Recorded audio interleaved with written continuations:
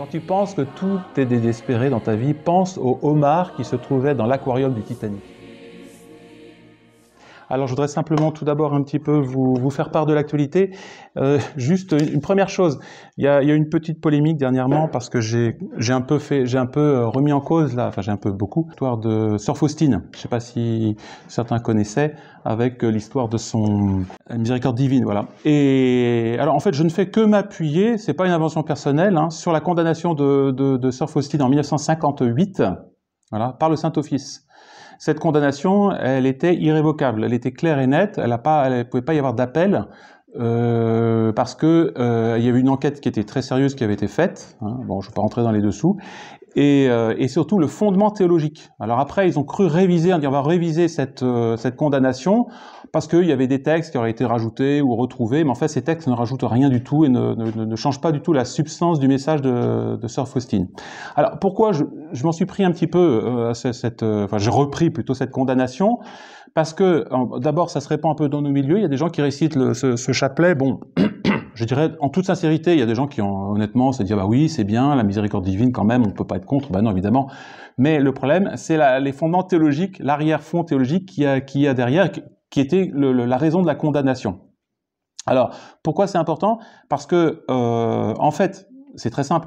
En 1917, Notre-Dame de Fatima, la Vierge à Fatima, a expliqué aux enfants qu'il fallait réciter le chapelet, voire le rosaire, pour avoir la paix dans le monde et puis pour convertir les pécheurs. Bon, c'est une demande expresse qui vient du ciel. Voilà. Il dit donc réciter le rosaire, c'est la demande du ciel avec les premiers samedis du mois, confession, communion, chapelet, tout ça, en esprit de réparation faite aux offenses à Dieu et donc au cœur immaculé de Marie. C'est un message qui est universel et qui a été donc encouragé par Rome et qui vraiment vient du ciel.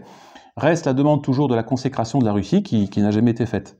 Alors, et donc ce message, ce chapelet de la miséricorde qui arrive quasiment, 10 ans ou un peu après, dans les années 30, avec Sœur Faustine, on dit mais pourquoi le ciel dit d'un côté qu'il faut réciter le rosaire, et puis après quelques années plus tard, il dit bah non, il faut réciter finalement un chapelet qui n'a rien à voir avec le rosaire. Bon, ça, vous voyez, c'est quand même troublant, surtout que quand il y a le parallèle qu'on peut faire avec donc la consécration de la Russie, avec toutes les demandes qui sont très claires, qui viennent du ciel. Là, ça a été signifié par des grands miracles, le plus grand miracle du deuxième millénaire. Vous savez lequel c'est? Ben, c'est le miracle du soleil à Fatima.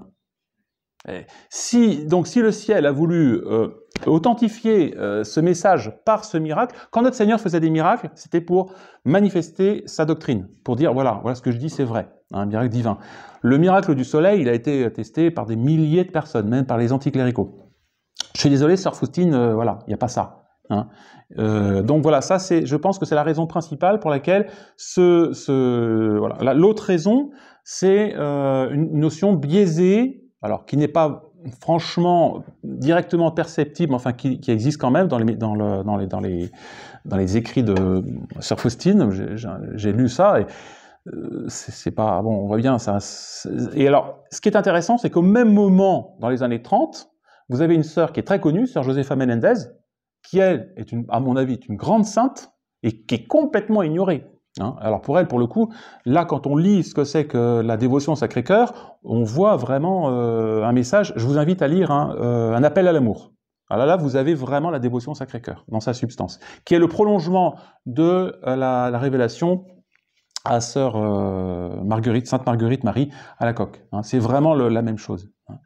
Donc, il y a tous ces éléments qui se rajoutent les uns après les autres, et puis le dernier élément, la cerise sur le gâteau, c'est cette fausse notion de la miséricorde qui a été propagée à Vatican II, hein, qui a été propagée spécialement par Jean-Paul II, à travers son encyclique Dives, j'ai plus le nom en tête de l'encyclique, où il parle justement de cette miséricorde, et on voit que c'est une encyclique qui a un caractère nettement gnostique, avec un sous-jacent la notion d'un salut universel, automatique, simplement par le fait que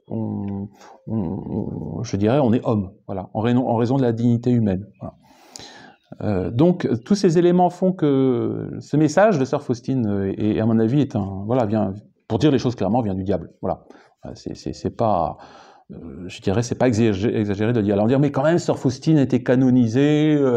Oui, mais justement, c'est tout le problème que posent les nouvelles canonisations. Il y en a sûrement des très bonnes, de Padre Pio, il n'y a pas de problème, mais les procès de canonisation posent de gros problèmes, parce qu'on n'enquête pas sur la sainteté et sur la rectitude doctrinale du saint. Exemple, Jean-Paul II, qui a été canonisé. Bon, est-ce que vous avez déjà vu un saint qui embrassait le Coran? Voilà, ça pose un problème de conscience. Alors quand je dis, bah oui, les gens disent, bah oui, mais il y a quand même, c'est peut-être Saint-Pierre, il a peut-être fait des erreurs. Oui, mais est-ce que Jean-Paul II s'est repenti de a fait un acte de repentance public en disant, excusez-moi, j'ai embrassé le Coran, j'aurais jamais dû le faire. J'ai jamais entendu un acte de repentance. Alors, bien sûr, il a fait des actes de repentance sur ses prédécesseurs, mais sur ce qu'il a fait lui, assise, le Coran, enfin toutes ces choses-là, ces réunions communiques, il n'y a jamais eu un seul acte de repentance. Donc miséricorde, oui, mais il faut une pénitence. Bon. Je passe. Voilà, c'était une petite... c'est ce que et comme par hasard, ceux qui m'attaquent de façon très virulente parce que j'ai attaqué Sœur Faustine, ce sont des gens du milieu charismatique et conciliaire, franchement. Et malheureusement, on voit dans des milieux traditionnels un petit peu des gens qui commençaient à avoir ces images, vous voyez, c'est du Christ... comment il s'appelle ce Christ là, je ne sais plus le nom, enfin, Jésus miséricordieux, avec des rayons qui sortent de la poitrine. Alors, et bien, chose étonnante, vous ne voyez même pas le cœur. C'est une dévotion au Sacré-Cœur et vous ne voyez pas le cœur. C'est bizarre quand même. Enfin, normalement, on devrait quand même voir le cœur de Jésus. Dans toutes les apparitions du Sacré-Cœur, vous avez vraiment le cœur de notre Seigneur qui apparaît et qui manifeste sa bonté pour le genre humain. Enfin, voilà, une espèce de rayon bleu, blanc, rouge là qui sort. Bon, c'est un peu, voilà, c'est un peu étrange. Bon. Voilà, et donc ce cadre-là, on le voit parfois dans des chapelles, dans des lieux même traditionnels. On dit, bah, alors les gens, je pense qu'il y a beaucoup de bonne foi. Hein. Pourquoi? Parce que c'est Jean-Paul II qui a été vraiment un des promoteurs de cette dévotion. Donc aujourd'hui, il faut expliquer aux gens gentiment. Et attention, oui, c'est pas derrière tout ça, et c'est pas anodin. Alors, on en arrive à 2023 quand même. Donc la situation actuelle. Comment nous sanctifier dans le contexte que nous connaissons? On est des catholiques, voilà, on veut rester fidèle à la tradition, on veut rester catholique, et on se dit, mais qu'est-ce que le bon Dieu attend de moi? Voilà, je suis en 2023 avec une désorientation extraordinaire, et qu'est-ce qu'il attend de moi pour que je me sanctifie et je sanctifie les autres? Parce qu'il s'agit on ne se sauve pas tout seul, c'est connu. Alors, quel est le nœud de la crise? Enfin, quel est le fond de la crise? Bon, sans conteste, c'est une crise de la foi. Il n'y a pas de problème, ça je pense que vous êtes tous d'accord pour dire que le dogme de la foi est remis en cause. Qu'est-ce que c'est que la foi? C'est l'adhésion, normalement, de notre intelligence à toutes les vérités révélées. Voilà. Donc, c'est un acte surnaturel par lequel on adhère à l'enseignement de l'Église. C'est quelque chose de surnaturel. Mais cette foi, pour être actualisée, elle a besoin de quoi? Elle a besoin d'un enseignement. Vous voyez, c'est saint Paul qui dit « Fides ex auditu ». La foi vient par l'oreille. On va dire, bah, comprends pas, parce que vous dites que c'est un acte surnaturel, ça vient de Dieu, et en même temps, ça doit venir de l'oreille. Eh bien oui, il y a les deux. Il y a d'abord notre vie surnaturelle, notre organisme surnaturel, on est baptisé, on a la grâce, et ensuite, il y a notre vie spirituelle, elle a besoin d'être nourrie par des vérités qui vont correspondre à cette foi divine. Qu'est-ce qui va nous enseigner ces vérités divines? C'est l'Église enseignante. Qui est l'Église enseignante? Ben, ce n'est pas les prêtres, je suis désolé de vous l'apprendre, ce sont les évêques. Et en premier lieu, l'évêque de Rome, qui est gardien de la foi. Donc vous voyez, c'est la vie spirituelle, d'abord, celui qui est garant de la vie spirituelle des catholiques, ce sont les évêques et le pape en tête. Le problème aujourd'hui, c'est ça, vous avez bien compris, c'est le pasteur est frappé, les brebis sont dispersées. Donc, vous voyez, là je vous parlais de Sœur Faustine, c'est très clair. On a normalement un pontife, il aurait dû clairement dire, écoutez, cette apparition privée, cette vision privée, n'est pas de Dieu. Il aurait dû appuyer la sentence de l'évêque du lieu, qui était tout à fait défavorable, en disant, tout ça, c'est pas, à l'époque, c'est pas de Dieu. Et malheureusement, c'est pas le cas. On a aujourd'hui, le pasteur est frappé, les brebis sont dispersées. C'est pour ça que je vous dis, c'est délicat aujourd'hui, il y a des catholiques même chez les modernes, hein, dans tous les qui sont perdus, qui sûrement ont la foi théologale, hein, mais sont pétris dans l'esprit d'idées fausses. Et je dirais qu'ils ont la foi et la charité. Donc très attention, on a dans ces milieux-là, dans tous les milieux catholiques, attention, je ne vais pas dire que les charismatiques sont des saints et que les ralliés sont des saints, mais on a dans ces milieux-là des gens qui sont sincères, vraiment, zélés, qui ont la charité. Voilà. Bon. Alors, mais globalement, ce qu'il faut se dire, c'est que la tête est frappée, et le pasteur est frappé, les brebis sont dispersées. Alors, qu'est-ce qu'il faut faire en attendant? Ben, la première chose, qu'est-ce qu'il faut faire, d'après vous, pour le principe de notre vie spirituelle, c'est quoi? Je viens de vous le dire, c'est la foi. Donc, ce qu'il faut, c'est préserver notre foi. Donc, quand on a compris que dans un milieu particulier, il y a un danger pour notre foi, je sais pas, vous êtes dans un groupe charismatique et puis brusquement, on vous parle de choses qui sont bizarres, qui vraiment choquent la foi, ce que vous pensez être la foi catholique. Qu'est-ce que vous devez faire? C'est ce que je disais tout à l'heure. Vous dites non, je ne peux pas en conscience rester dans ce milieu-là. Donc on doit déjà, première chose, s'éloigner de ces milieux qui sont dangereux pour la foi. C'est ce qu'ont fait nos parents traditionnels, vous voyez, quand ils étaient dans des paroisses, il y avait le curé qui commençait à balancer la soutane, à donner la communion dans la main, et puis à bazarder toute la liturgie traditionnelle. Et donc les catholiques se sont dit non, on va essayer de chercher, qu'est-ce qu'on fait? On va chercher des pasteurs qui gardent la foi, qui nous enseignent la foi. Voilà. Et le premier des pasteurs, ce sont les évêques. Donc l'instinct catholique, c'est d'instinct, vous voyez, c'est de rechercher le bon pasteur, le pasteur qui va enseigner la foi, donc l'évêque. Et instinctivement, les catholiques dans les années 70 se sont dirigés vers des évêques traditionnels, et puis en fait, il s'est avéré qu'il n'y en avait quasiment pas, enfin, ou très peu, ou certains se cachaient ou n'avaient peur, et c'était Monseigneur Lefebvre. Monseigneur Lefebvre a été le pasteur, le bon pasteur, qui, dans cette époque de tourmente, a rappelé tout simplement, d'ailleurs sa devise, c'est Tradidic audenda cepi. J'ai transmis ce que j'ai reçu. Il n'a rien inventé. Il reprenait le catéchisme, il reprenait des choses que les gens connaissaient depuis leur enfance, et puis il a rappelé, tout simplement. Et c'est pareil aujourd'hui. Qu'est-ce qu'on doit faire aujourd'hui? D'instinct, on doit se diriger vers ceux qui défendent la tradition. Mais ça ne suffit pas. Il y a ceux qui défendent la tradition, mais aussi ceux qui vous mettent en garde sur les dangers qui menacent la tradition, la foi catholique. Donc, et c'est pour ça qu'un véritable évêque n'est pas seulement celui qui prêche la foi, mais c'est celui qui épiscope. Vous savez, épiscopo, c'est l'évêque, hein, c'est épisco, ça veut dire qui alors scopo en grec, c'est qui regarde, épi, c'est au-dessus. Enfin, ou autour, je ne sais plus au-dessus, enfin bref. Et puis, il y a périscope, il y a l'épiscope, voilà, hein, donc qui regarde par le dessus. Et qui regarde quoi? Qui regarde les ennemis qui menacent la foi. Et qui avertit les fidèles, il dit attention, là vous avez des fausses apparitions, attention, là il rappelle la discipline catholique, vous devez donner la communion, pas dans la bouche, pas dans la main, pardon, voilà, attention, le jeûne eucharistique, attention, de réciter bien faire vos prières, attention, etc. Et aux prêtres aussi. Un évêque doit reprendre ses prêtres. Hein, normalement, et on voit qu'aujourd'hui, donc, un véritable évêque, vous voyez, il ferait ce travail dans son diocèse. Alors maintenant, on dit, mais dans les diocèses, il n'y a plus rien. Les prêtres font n'importe quoi. Les évêques, ils encouragent, ils font n'importe quoi. Et tout ça vient d'où? Vient de la tête. Voilà. Alors que faire? On dit, bon, alors du coup, on est perdu, monsieur l'abbé, il n'y a plus de... Oui, non, il restera, voilà, le père Calmel nous dit, il restera suffisamment de hiérarchie catholique pour nous sauver. Cette hiérarchie catholique, elle correspondra au nombre de fidèles catholiques qui veulent garder la foi catholique. C'est mystérieux, vous voyez. Admettons, vous avez 10 fidèles catholiques, vous aurez un prêtre. Le bon Dieu permettra qu'il y aura toujours un prêtre et un évêque. Voilà. Alors, justement, c'est pour ça que certains, je ne sais pas si vous êtes au courant, donc Monseigneur Lefebvre avait donc sacré 4 évêques.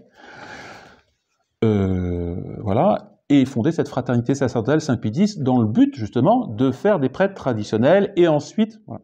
Mais quelle était la finalité de Monseigneur Lefebvre? C'était de continuer le combat de la foi en attendant que Rome se convertisse. Ce qui s'est passé en 2012, a été une catastrophe pour la tradition, c'est-à-dire que la fraternité Saint-Pédis et 3 de ses évêques sur 4 ont dit bon finalement maintenant on peut s'engager avec Rome, finalement voilà on peut pourparler avec Rome, on va pas être voilà. Donc ils ont abandonné ce que Monseigneur Lefebvre leur avait demandé de faire, c'est-à-dire de combattre le bon combat de la foi. C'est-à-dire bon. Alors Dieu merci, vous voyez, c'est là que je vous dis la providence est toujours là. Monseigneur Williamson a dit non, c'est pas possible. Aujourd'hui Rome a perdu la foi, Rome n'enseigne plus la foi, on ne peut pas collaborer avec ces gens-là, c'est pas possible. On ne peut pas recevoir juridiction, on peut pas. Ils ont une autre mentalité. Faut attendre. Donc, qu'est-ce qu'il a fait, Monseigneur Wilson? Il a décidé de continuer l'œuvre de Monseigneur Lefebvre. C'est quoi l'œuvre essentielle? C'est de faire des évêques. Voilà, faire des évêques catholiques. Voilà. Donc certains sont surpris en disant oui, mais quand même, pourquoi il a fait des évêques alors que il y a un tout petit nombre de fidèles? Parce que c'était l'intention initiale de Monseigneur Lefebvre, c'est-à-dire que c'était de faire des évêques traditionnel sur chaque continent. Que chaque continent ait un évêque traditionnel pour avoir ensuite des prêtres traditionnels et ensuite voilà, continuer l'œuvre. Donc c'est ce que fait Monseigneur Williamson. Donc il a sacré donc Monseigneur Faure en Amérique latine, donc qui est venu en France. Il a sacré Monseigneur Zenderas qui est aux États-Unis maintenant, qui reste aux États-Unis. Il a sacré Don Thomas qui est en Amérique latine, voilà. Et là dernièrement donc il a sacré deux autres évêques, Monseigneur Balini en Irlande. Parce qu'en fait, on ne pouvait plus continuer à aller en Irlande. Donc là, Monseigneur Balini, désormais, peut faire des prêtres, peut faire des... Et puis surtout, continuer la prédication d'épiscopale. Et puis, là, il a sacré un évêque en Pologne, Monseigneur Mika Stopnik. Excusez-moi, Mika Stopnik. Voilà. Alors, c'est un sacre qui a été fait dans grande discrétion. Alors, certains s'en sont un peu scandalisés en disant « Mais quand même, c'est pas normal, un évêque... » Non, non. Dans des temps difficiles, pour des raisons que l'évêque estime prudentielles, un évêque doit ou peut faire ce genre de cérémonie. Dans la mesure où il y a des témoins qui assistent à la cérémonie, qui c'est filmé, voilà, les paroles, il y a des témoins. Ça, c'est le plus important. C'est ce qui se faisait, par exemple, quand Rome envoyait des évêques en Russie, à la Russie soviétique. Ils n'allaient pas dire « Ah bon, on envoie des évêques en Russie soviétique », puis qui seraient fait zigouiller dès qu'ils seraient arrivés en Russie. Donc ils envoyaient des prêtres, enfin officiellement des prêtres, qui étaient en fait des évêques. Voilà. Et personne ne savait qu'ils étaient évêques. Voilà, et c'est comme ça que l'Église en Russie a pu continuer, ou même en Chine, d'ailleurs, c'est pareil. Il y a beaucoup de sacres qui se font pareil dans le secret pour éviter la persécution. Voilà. Alors aujourd'hui, on est dans un temps de persécution, donc c'est tout à fait légitime. Et donc il l'a fait spécialement pendant le Covid, hein, où tout était confiné. Donc là, il y avait une peur, quelque chose qui menaçait vraiment, on ne pouvait plus se déplacer. Monseigneur Lemson estimait que là, il y avait vraiment un danger pour l'avenir, donc c'est là qu'il a décidé de sacrer des évêques. Est-ce qu'il y a des questions sur ce... N'hésitez pas, hein, soyez bien libres. Hein. Voilà. Alors maintenant, c'est pour nous-mêmes.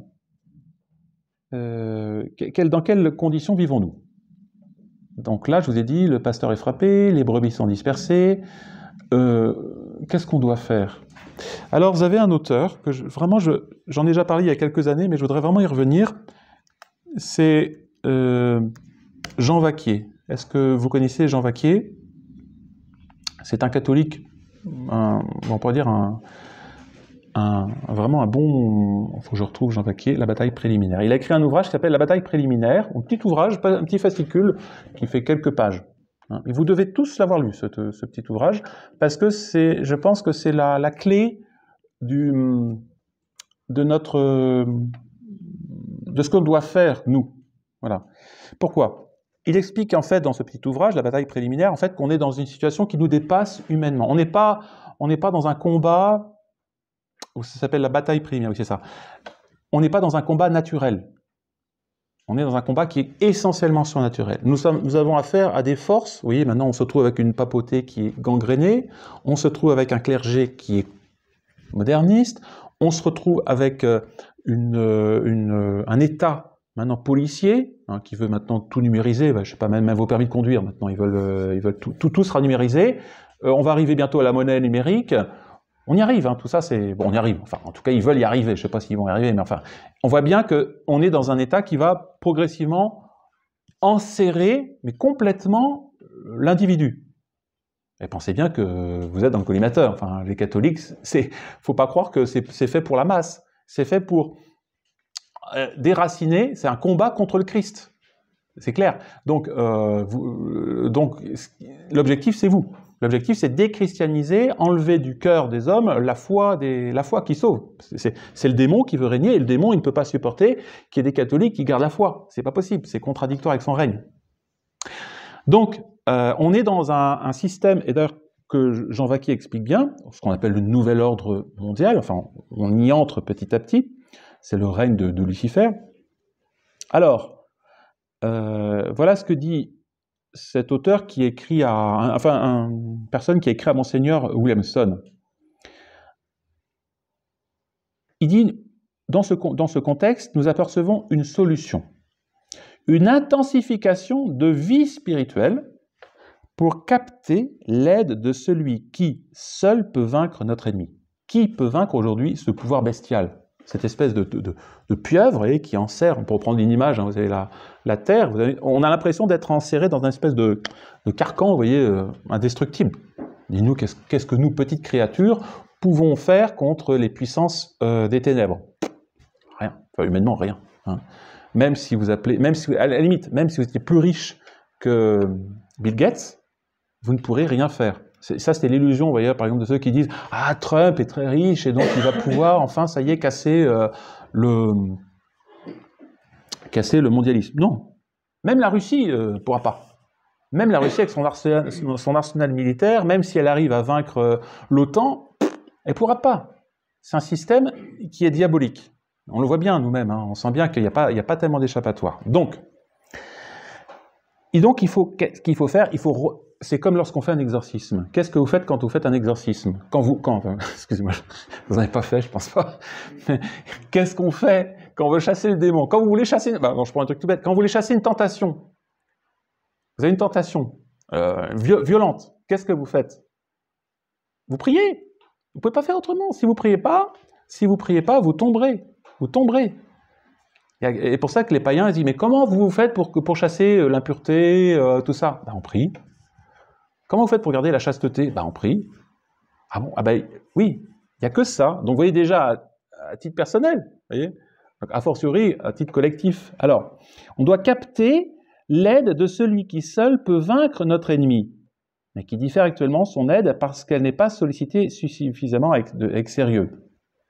Le problème, c'est ça, c'est que les catholiques aujourd'hui, même les hommes, ne veulent pas capter l'aide de Dieu.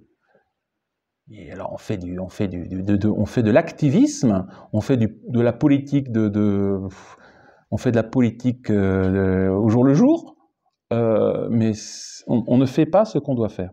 Alors qu'est-ce que sont ces armes-là? Et que dit Jean Vacquier, c'est les mêmes, parce que c'est amusant, parce que c'est deux auteurs différents, là il ne donne pas l'auteur. Ce sont la réparation. Réparer. Vous voyez? Alors je ne sais pas, par exemple, vous avez entendu parler de ce film, comment il s'appelle là? Un film contre la pédophilie, là, qui vient de sortir. C'est très bien, on dénonce la pédophilie, la pédocriminalité. Mais il y a une personne qui disait, mais qu'est-ce qu'il y a derrière les pédocriminels? Eh bien, derrière les pédocriminels, c'est des satanistes qui veulent souiller ce qu'il y a de pur sur Terre, parce que dans les enfants, dans une âme d'enfant, c'est Dieu. Un enfant, ça représente le bon Dieu, la pureté, vous voyez, l'innocence, la bonté, etc. Et donc le démon, il aime salir ça. C'est pas forcément, vous voyez, bon, autre chose. C'est pas purement, je dirais, je vais pas faire de... C'est ça. Donc, qu'est-ce qu'on doit faire? Nous, on doit réparer l'offense qui est faite à Dieu. Des âmes réparatrices. Réparer. Si vous ne réparez pas, on voit bien réparer nos péchés, déjà personnels, hein, et réparer les péchés collectifs. Aujourd'hui, c'est une marée de péchés. Et donc, notre vie, vous voyez, c'est pour ça qu'on dit « Ah, il m'arrive beaucoup de malheurs. Ah, la vie est difficile. Ah, le quotidien, vous savez, le travail. » Oui, mais il faut réparer. Il faut réparer. Donc, réparer, pénitence. Donc, pénitence, alors Notre-Dame de Fatima a dit accepter donc, les peines liées au devoir d'État. Je veux rester catholique, je mène ma vie catholique, j'aurai des peines avec ça, évidemment. Par exemple, j'ai fait un choix de ne pas me faire picouser, bah oui, j'aurai des peines. Il y aura des conséquences économiques, machin. Bon, pour l'instant, ça s'est un peu calmé, mais vous inquiétez pas, ça va... Ils vont remettre ça sur le tapis sous une autre forme. Hein. Ça va être style spoliation, urgence climatique. Et d'ailleurs, je sais pas, ils ont même voté une loi d'urgence, comment ils appellent ça, de militaire là, pour éventuellement pour pouvoir spolier les biens ou les personnes qui résisteraient, par exemple, à une urgence. Bah, par exemple, on pourrait vous emmener dans un camp en disant, bah voilà, il y a une urgence médicale. Ben, on vous force cette fois-ci à vous vacciner. Cette fois-ci, ça ne sera pas facultatif. Bon. Donc des peines parce qu'on a fait des choix. La prière et les actes surnaturels de foi, d'espérance et de charité qui permettront d'obtenir son aide. Et on a malheureusement une vision des choses qui est trop activiste, pas prudente. Hein. Alors attention, ça ne veut pas dire que... Alors c'est ce que dit Jean Vacquier. Hein, donc il dit il y a deux batailles. Il y a la bataille inférieure, qui est une bataille de maintenance. On doit maintenir hein, quand on est un père de famille, quand on a des choses qu'il faut maintenir. Hein, ça c'est sûr, il faut le faire. Maintenir notre vie chrétienne, maintenir notre ce qui reste de catholique, on essaie de maintenir à notre petit niveau. Hein. Alors c'est pas la peine de dire on va aller conquérir on va essayer de faire députés, des mairies. Non, ça sert à rien. Vous serez maire d'une commune et après on vous obligera à faire des mariages homosexuels. Bah, ça sert à rien. Je suis désolé. Moi, je suis pas d'accord avec certains partis aujourd'hui qui lancent les catholiques dans l'activisme bête, hein, mais qui ne voient pas la véritable bataille. Député aujourd'hui, c'est pas la peine. Enfin, sauf miracle. Je dis pas. Après, peut-être que le bon Dieu peut vous permettre d'être admettons que vous soyez député librement, bon, pourquoi pas, mais je dirais, ou maire sans compromis, pourquoi pas, mais ça me paraît difficile dans le contexte actuel.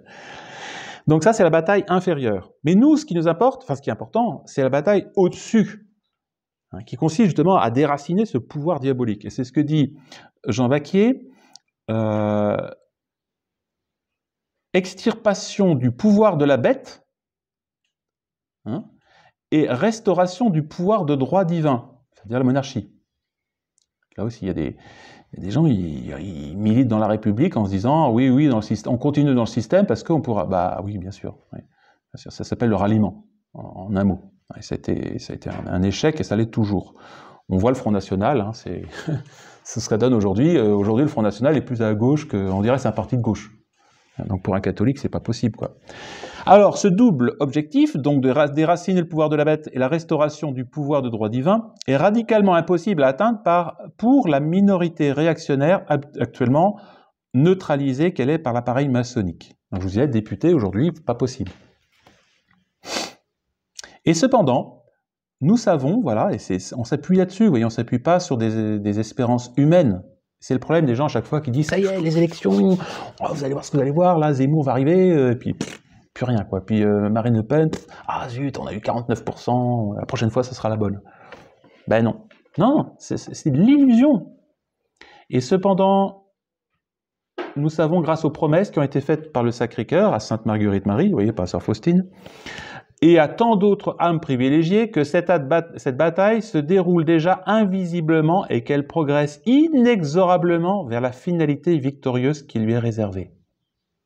Donc là, actuellement, on est dans une situation, effectivement, qui humainement est désastreuse. Mais attention, il y a les promesses de Dieu. Oui.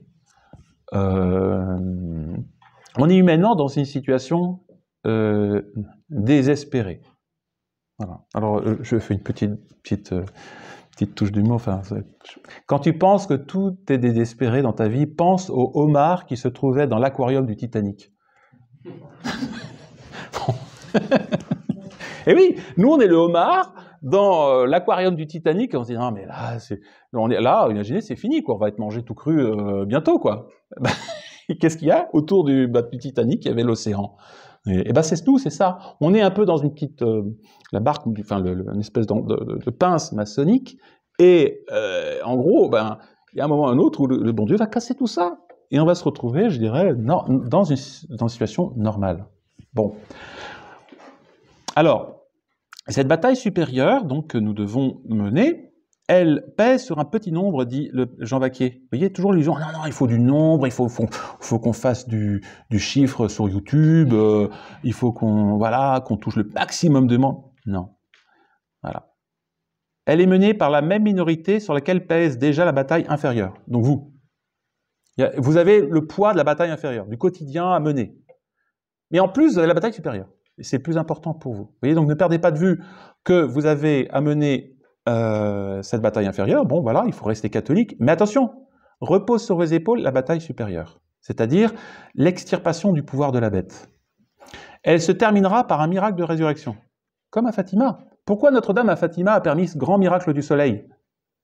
Pour montrer que ils étaient tous dans la boue, voilà, puis là, Sœur Lucie a dit, si, il va y avoir un miracle. Imaginez, il n'y aurait pas eu de miracle.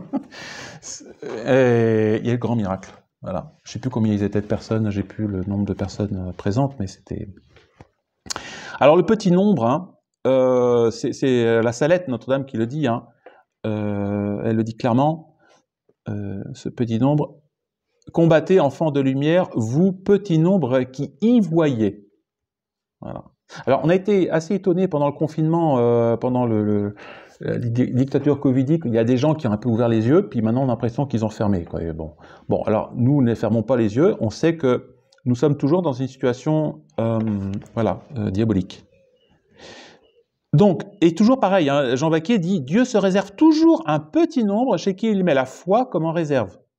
Ce qui pourrait, c'est sûr, Dieu pourrait dire, bon, on recommence à zéro, hop, non, il mettra toujours parmi ceux qui ont reçu la foi, il y aura un petit reste qui gardera la foi.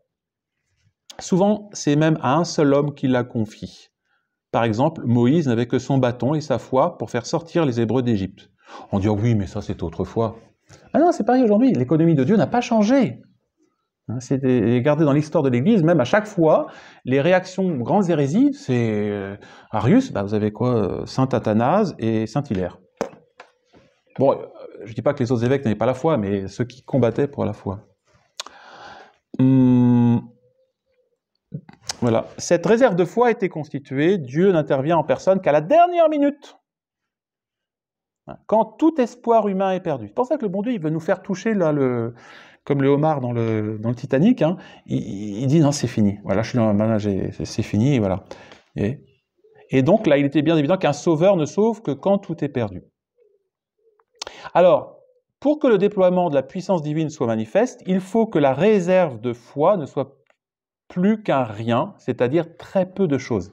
C'est ça qui nous peine, vous voyez, on se dit, on n'est pas nombreux, comment ça se fait que les gens ne comprennent pas? Ben non, voilà, vous avez la réponse. Oui. Mais attention, il ne faut pas que cette réserve de foi ait complètement disparu. Hein? Parce que s'il n'y a plus rien, de rien, rien ne vient. Donc il faut qu'il y ait un... Voilà, on va être, nous, les éléments qui vont... Les instruments, alors on dit, pourquoi moi? Je ne sais pas, c'est comme ça. Les éléments qui vont permettre cette transmission de la foi. Voilà, donc ça c'est le petit reste. Et puis, ce petit nombre, attention. Cette minorité doit-elle s'interdire tout prosélytisme afin de rester une minorité close? Oh oui, attention. Le bon Dieu m'a fait ce privilège de rester fidèle. Hein, non, justement pas. Hein. On doit essayer de rester, d'avoir un espèce d'apostolat, mais pas, je dirais, complètement, un apostolat modéré, je dirais. Enfin, voilà, il dit un prosélytisme modéré nécessaire. Hein. Parce que je disais, l'apostolat révèle une vitalité. Si vous cherchez à convaincre vos proches de là où est l'Église, que l'Église continue tout ça, c'est parce que vous gardez dans votre cœur cette conviction, hein, que l'Église vit toujours, que la tradition vit toujours, et que vous espérez quand même qu'il y a des gens qui vous écoutent, hein, et qui vous suivent. Hein. Bon, souvent on est un peu déçus. Voilà, les gens viennent, ils se regardent, ah oui, bon, au revoir. Hein. Voilà. Il faut seulement que ça reste un prosélytisme de détection, se réduisant à découvrir les âmes déjà providentiellement préparées. Les gens, en fait, qui découvrent la tradition, en fait, c'est des gens que le bon Dieu a préparés. Souvent, c'est pas nous, hein. C'est des gens que le bon Dieu a préparés depuis longue date. Et quand on les rencontre, ils sont d'accord avec nous. Voilà. Voilà. Il y a une sorte d'harmonie préétablie. Mais attends, ça ne veut pas dire qu'il ne faut pas laisser ces gens-là dans leur coin. Au contraire, vous voyez, il faut garder un contact. Et alors après, ben, justement, c'est d'où l'importance après de cette lien, j'ai la foi commune, et ensuite le lien de la charité commune. Ce qui manifeste, je dirais, cette vitalité aussi, c'est le fait qu'entre fidèles, il y ait vraiment une amitié commune. Voilà. Monseigneur Lefebvre, déjà au séminaire, vous voyez qu'il y a eu des petites divisions, parfois, des gens qui, petites, parfois importantes même. Et Monseigneur Lefebvre les sermonnait en disant attention, ce qui nous unit est bien plus important que ce qui nous divise. Hein. Voilà, aujourd'hui, par exemple, c'est ceux qui sont sédévacantistes, sont absolument convaincus que si on dit qu'il y a un pape, on n'est pas catholique. Voilà, parce que le pape est hérétique. Bah, on peut avoir une opinion sur le fait que le pape, oui, effectivement, il est peut-être pas pape. Hein, mais vous ne pouvez pas l'imposer à tout le monde. Voilà, parce qu'il y a des gens qui vous diront quand même, il y a des raisons de penser que le pape est encore pape. Vous voyez. Donc c'est dommage, vous voyez, de se diviser sur des choses qui sont comme ça. C'est même lamentable. Vous voyez. Ou ceux qui disent il faut se rallier, si on ne se rallie pas, ben vous êtes schismatique. Ben non, on peut penser que se rallier peut être dangereux pour la foi. Vous voyez. Bon. Après, on ne va pas se fâcher. Hein. Ceux qui veulent vraiment se rallier, ben, on laisse faire l'expérience. Et puis après, ils se prennent des gamelles, et puis on dit, bah, vous voyez, hein, il y a des confrères, ils se sont dit, ah si, tu vas le voir dans le diocèse, je vais à Toulon, Fréjus, là, il y a le Monseigneur Ré, avec lui, je fais la messe traditionnelle. Ouais, oui, d'accord. Mais Monseigneur Ré, actuellement, il est dans le collimateur. Et puis ensuite, le pape va peut-être le démissionner, il va avoir des ennuis, il ne va plus faire d'ordination. Et donc, ces confrères, ben, on se retrouve le bec dans l'eau. Ou comme la Fraternité Saint-Pierre, à qui on enlève régulièrement des instituts ralliés qui sont régulièrement dans le collimateur de Rome. Évidemment. Bon, ils font l'expérience du ralliement. Alors, et donc, première chose, donc il y a une petite minorité, et puis deuxième chose, un miracle de résurrection qui arrivera. Voilà. Qu'est-ce que c'est que ce miracle? Eh bien, ça sera, c'est ce que Notre-Dame à Fatima, vous voyez, nous a promis, hein, une résurrection de la foi mondiale. Mais ça se fera, alors le moment, et on voit bien que c'est pas encore fait, quand la Russie sera consacrée au cœur immaculé de Marie. C'est tout. Oui, est-ce qu'il y aura ci, il y aura ça? Je sais pas. En tout cas, ça se fera à ce moment-là. Alors évidemment, il faut que le pape accepte de le faire. Et enfin, je vais terminer par là, parce que j'ai déjà été un peu bavard. Pour nous, voilà, ce qui importe, vous voyez, donc là, ça c'est la bataille supérieure, hein, et cette bataille supérieure, je dis, ah oui, il donne les éléments, c'est, comment dire, elle passe par des moyens essentiellement surnaturels, donc qui sont, par exemple, la dévotion telle que la Sainte Vierge Marie veut la véhicule. Hein. Donc la dévotion à son cœur immaculé, la dévotion réparatrice, hein, les communions réparatrices, le rosaire, le chapelet, voilà. C'est la base. Hein, c'est la base. Je visite actuellement un vieux prêtre dans la région de Saumur, qui était isolé, tout seul. Bon. Et il me dit, Monsieur l'abbé, je veux que vous veniez les 8 jours avant ou 8 jours après le premier samedi du mois. Alors je dis, ah oui, j'ai compris, monsieur l'abbé, c'est vous voulez faire vos premiers samedis. Et je dis, vous les avez déjà faits? Ah oui, mais je veux continuer jusqu'à ma mort. C'est un prêtre qui est né à Château-Gontier. C'est un vieux prêtre, très vénérable. Et il est arrivé, alors, il a été miraculé. Déjà une première fois. il était en coma après un accident de voiture, dans le coma pendant 3 mois. Ils allaient le débrancher. Je sais pas et le jour où ils devaient le débrancher, il y a des prières, des neuvaines qui ont été faites pour lui. Le jour où ils ont voulu le débrancher, il s'est réveillé. Les médecins, ils n'en revenaient pas. Voilà. Et donc là, vous voyez, donc il m'a dit, je veux que vous passiez. Je dis, vous savez, moi, quand je peux faire ça, voilà, si je peux, mais. Voilà. Donc et donc vous voyez, il a compris que donc c'est pas pour lui que pour lui. Alors c'est pour sa persévérance finale. C'est sûr que nous est promis la persévérance finale à travers ce premier samedi, mais c'est aussi pour, je dirais, pour la Sainte Vierge Marie, parce que c'est ça, elle le demande. Voilà. Et puis après,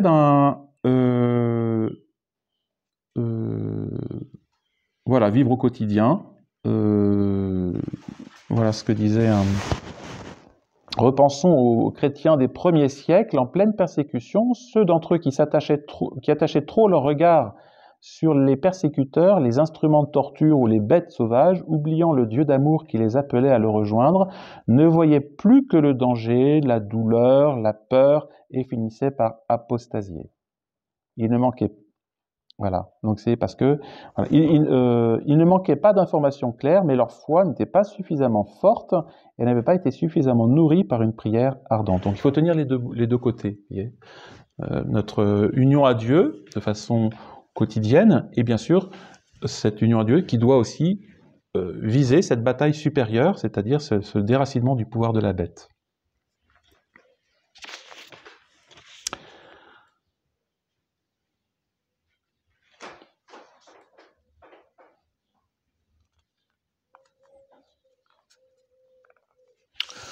Voilà. Et là, je termine avec Jean Vaquier. Alors, il y a aussi un autre élément que je vous donne. Hein. Donc, il y a ces premiers samedis du mois. Et puis, je dirais, il y a aussi la dévotion à Saint Michel Archange. Hein. Dans le combat actuel, il a un pouvoir particulier donc, qui lui a été donné pour pouvoir nous protéger, d'abord, protéger les prêtres. Normalement, il protège le pape. Bon, normalement. Enfin, il le fait, mais après, voilà.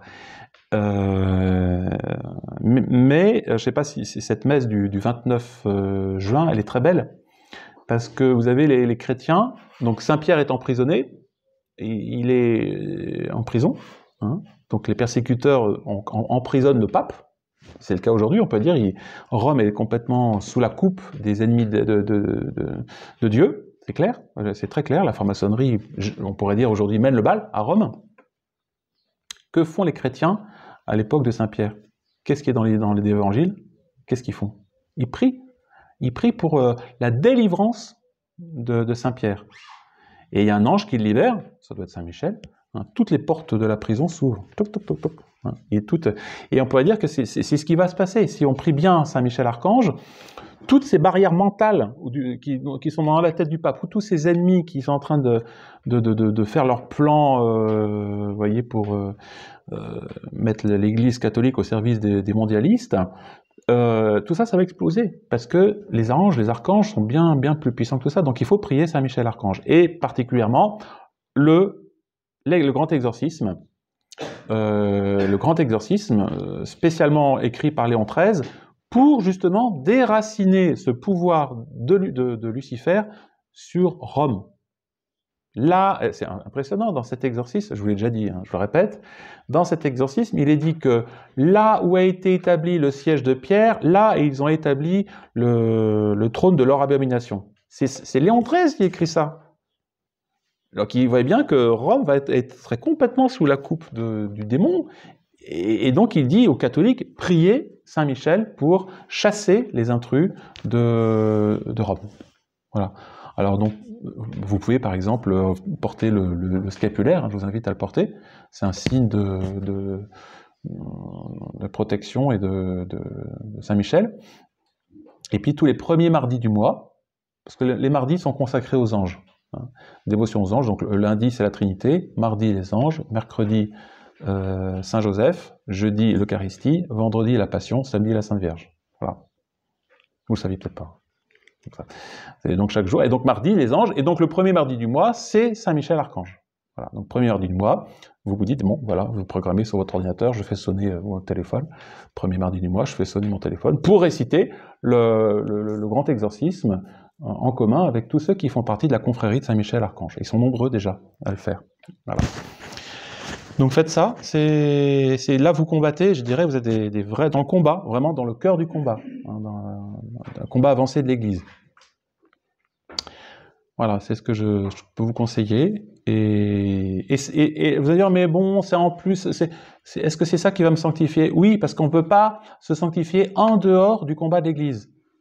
Certains disent, ah oui, mais moi, je veux avoir la messe à tel endroit. Ben, il faut rentrer dans la... c'est comme l'Église, c'est comme une armée. Hein, si vous voulez vraiment faire partie d'une armée, bah, il faut combattre sous les généraux, sous l'autorité qui combat.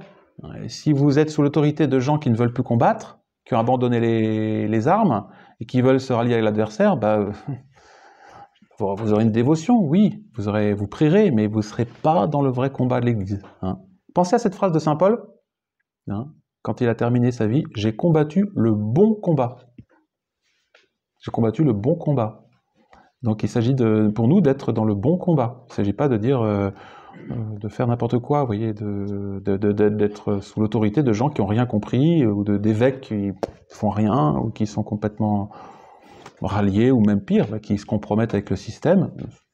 C'est pas ça. Un catholique doit être sous l'autorité de généraux qui combattent. Ça paraît évident. Bon.